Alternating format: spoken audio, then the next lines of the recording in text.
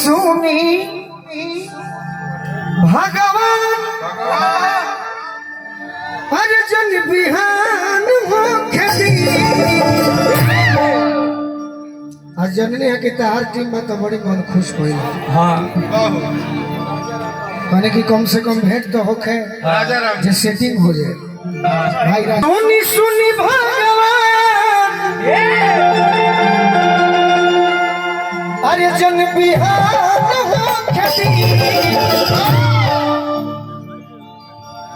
जी नाम है कटिंग मरबो प्रेम से खींच दो।